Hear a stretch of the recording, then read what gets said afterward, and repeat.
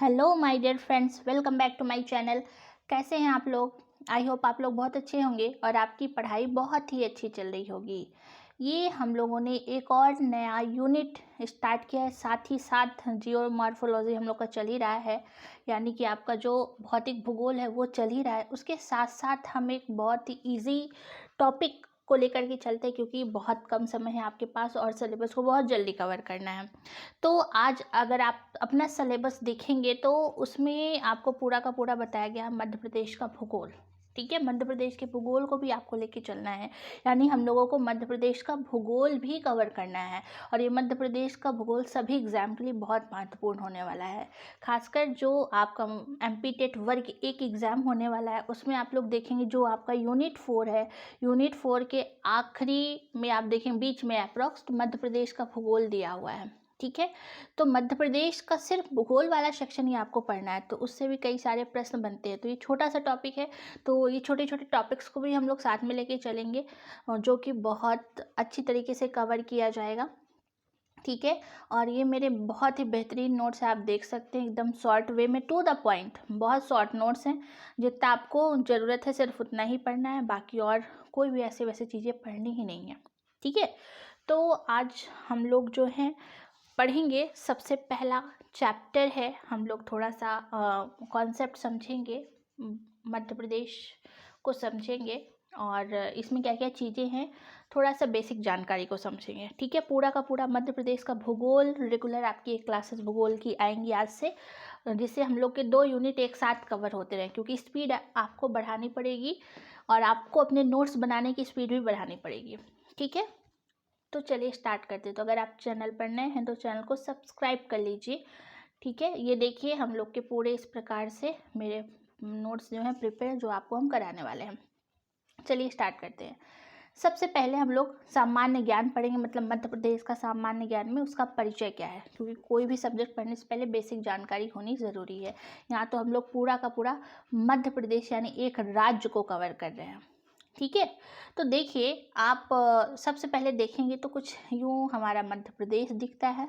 ठीक है, आप अगर भारत में देखेंगे ना, अगर भारत के में देखेंगे तो बीच में, एकदम से बीच में आपको मध्य प्रदेश, जिसको हमारा हृदय प्रदेश भी कहा जाता है, मध्य में है। कुछ इस तरह इनकी आकृति है, आप देखेंगे टोटल ये इस तरीके से बने हुए हैं। आपको पूरी सिर्फ इसकी ज्योग्राफी ही पढ़नी है और बाकी कुछ ज़्यादा पढ़ना नहीं है, सिर्फ ज्योग्राफी बहुत ही जल्दी कवर हो जाएगी आपकी। ये पूरा हमारा मध्य प्रदेश है और इससे आप देखेंगे कई सारे अदर स्टेट हमारे बॉर्डर से घिरे हुए हैं। पहले बेसिक जानकारी आप देखेंगे, लगभग राजस्थान से हम बॉर्डर बनाते हैं, यूपी से बॉर्डर बनाते हैं, छत्तीसगढ़ से बॉर्डर बनाते हैं, महाराष्ट्र से बॉर्डर बनाते हैं और एक गुजरात, यानी कितने राज्य से, 1 2 3 4 5 राज्य जो है हमसे बॉर्डर बनाते हैं। ठीक है, तो ये हमारा मध्य प्रदेश है। हम लोग पूरा इसमें जो मध्य प्रदेश में जितने भूगोल वाला सेक्शन है, पूरा भूगोल वाले सेक्शन को पढ़ेंगे जो आपके सिलेबस में दिया गया है। ठीक है, तो मध्य प्रदेश का भूगोल आज से स्टार्ट होता है। चलिए, बातें काफ़ी हो गई, स्टार्ट करते हैं।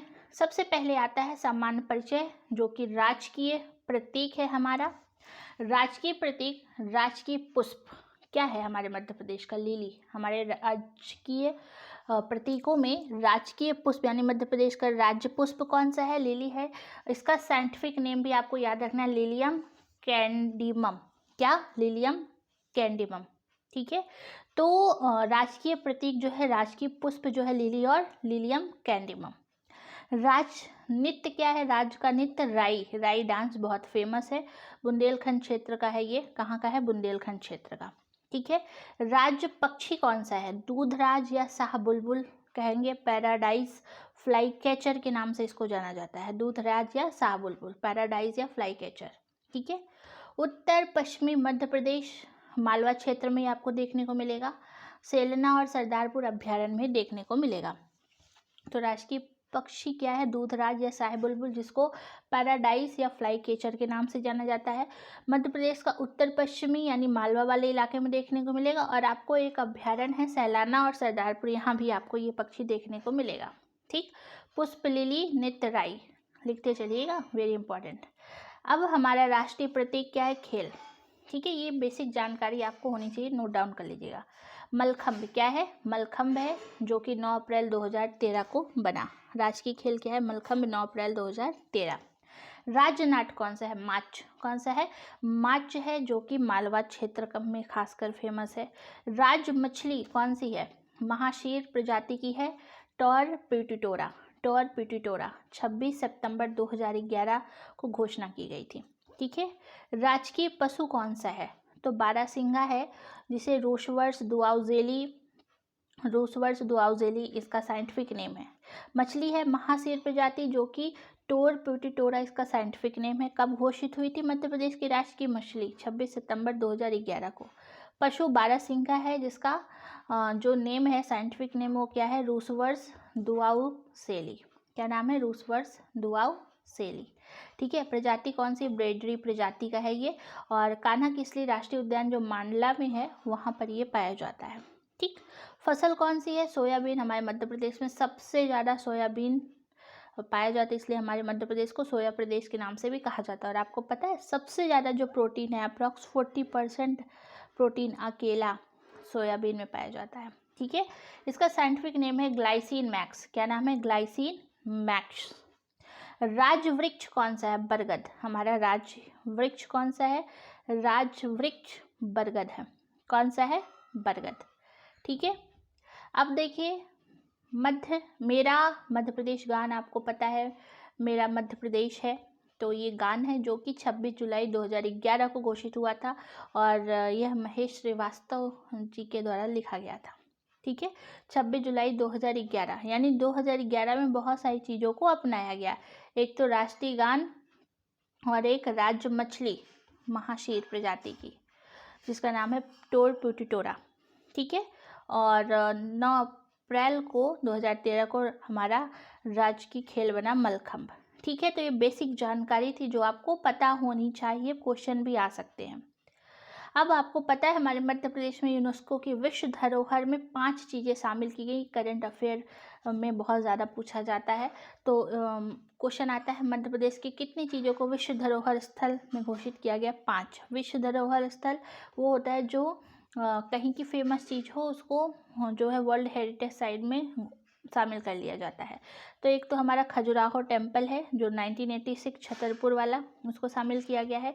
हमारा सांची स्तूप है, 1989 में उसको शामिल किया गया था। भीमबेटका, आप देखेंगे भीमबेटका की गुफाएं, ठीक है, ये सब इतिहास से संबंधित है। 2003 में इसको शामिल किया गया था। भेड़ा घाट, जिसको लम्हेटा घाट भी कहते हैं, आपको जबलपुर में देखने को मिलेगा ये, तो 2021 में शामिल किया गया है। सतपुड़ा राष्ट्रीय उद्यान, जो कि होशंगाबाद में, इसको 2021 में, दोनों को। अब तक 5 चीज़ें शामिल की जा चुकी हैं: खजुराहो, सांची, भीमबेटका, लम्हेटा घाट या भेड़ा घाट, या सतपुड़ा राष्ट्रीय उद्यान। ठीक है, ये आपको याद रखना है। अब मध्य प्रदेश की स्थिति क्या है, मध्य प्रदेश को समझते हैं।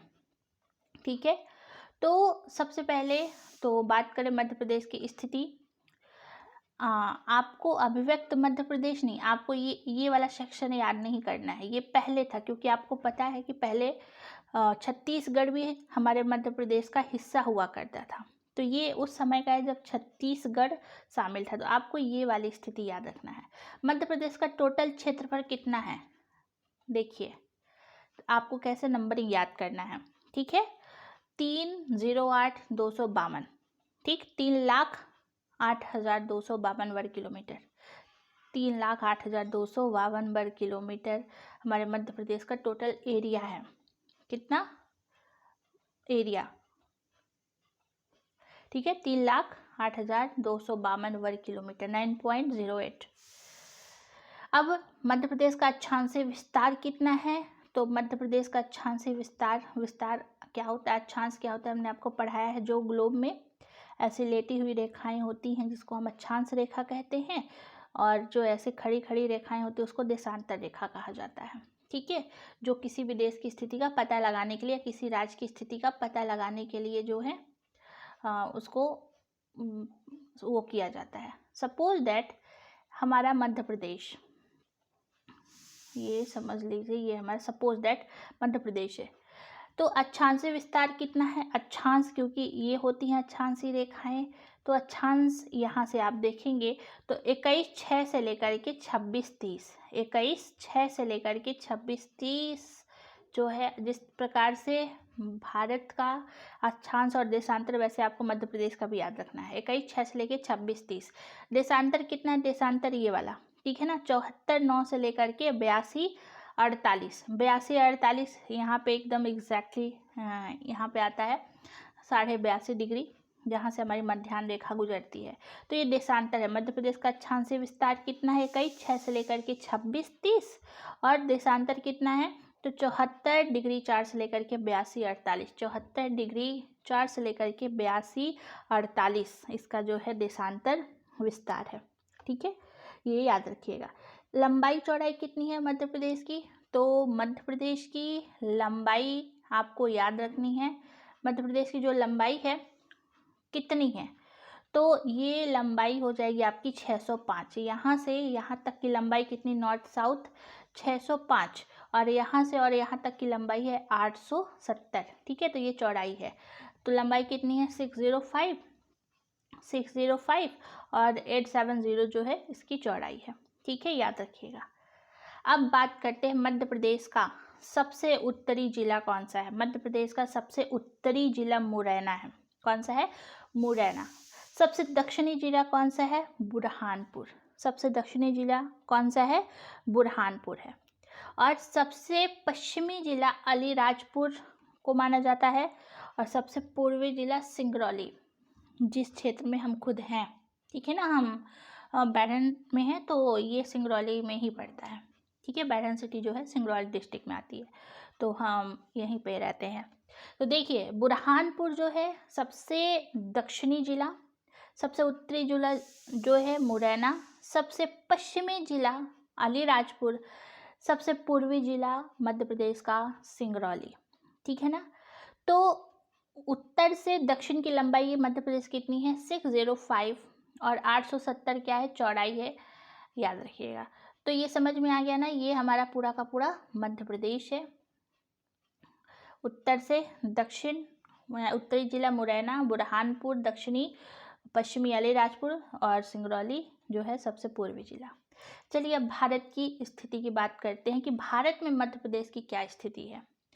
मध्य प्रदेश को देखा जाए तो भारत में क्षेत्रफल के आधार पर दूसरा है, क्योंकि पहला तो कौन सा है? पहला राजस्थान आता है ना, भारत का सबसे बड़ा एरिया में, तो राजस्थान है। दूसरे नंबर पे हमारा मध्य प्रदेश आता है। कौन सा है? मध्य प्रदेश दूसरा। भारत का क्षेत्रफल जितना भी है उसमें से हमारा दूसरा स्थान है पूरे भारत में। यहाँ की जनसंख्या में 5वां है। सबसे ज़्यादा जनसंख्या आपको पता है यूपी में है, ठीक है। तो हमारे मध्य प्रदेश का स्थान 5वां है। साक्षरता कितना है? 28वां। मतलब साक्षरता के मामले में सोचिए कितना अभी बैक है मध्य प्रदेश। 28वां। सबसे ज़्यादा साक्षर जिला आपको पता है केरला है, ठीक है। सबसे ज़्यादा पढ़े लिखे लोग केरला में हैं, और हमारे एमपी में 28वां स्थान है। लिंग अनुपात है 20वां, ठीक है। एसटी की जनसंख्या में प्रथम, एक चीज़ में प्रथम है, यहाँ पे सर्वाधिक एसटी पाए जाते हैं। एक चीज़ में प्रथम है कि सर्वाधिक एसटी पाए जाते हैं। ये हमारे भारत की स्थिति है। अब यहाँ पे क्या क्या चीज़ें हैं जिसको केंद्र बिंदु माना गया है, क्योंकि हमारा एक तो खुद है मध्य प्रदेश बीच में है, जिसको भारत का हृदय कहा जाता है। मध्य प्रदेश भारत का हृदय हमारा मध्य प्रदेश। उसी प्रकार से कुछ केंद्र बिंदु हैं, बीच के पॉइंट है, जो कि मध्य प्रदेश में ही है। पूरे पृथ्वी का केंद्र बिंदु है मंगलनाथ उज्जैन का। पूरे, ये क्वेश्चन बहुत बहुत इंपॉर्टेंट, नोट कर लीजिएगा। पृथ्वी का केंद्र बिंदु मंगलनाथ उज्जैन, ठीक है। अखंड भारत का केंद्र बिंदु क्या था? बरसाली बैतूल, और ये दोनों हमारे मध्य प्रदेश में है।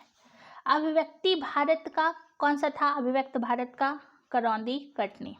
ये सभी वो है कि जब भारत का डिवीज़न नहीं हुआ था, या फिर अब जब भारत आज़ाद नहीं हुआ था, उस समय पे सारी बातें चल रही हैं। तो अखंड भारत जब हमारा था, अखंड भारत का केंद्र बिंदु किसे माना जाता था? अखंड भारत वो जब पूरा सिंधु वाला क्षेत्र, पाकिस्तान वाला क्षेत्र सब शामिल था, तो उस समय भी केंद्र, मतलब पूरे पृथ्वी का केंद्र बिंदु हमारा मध्य प्रदेश, उसके अंदर के ये स्थान केंद्र बनाए गए हैं। तो पृथ्वी का केंद्र मंगलनाथ उज्जैन। अखंड भारत का केंद्र बिंदु बरसाली बैतूल।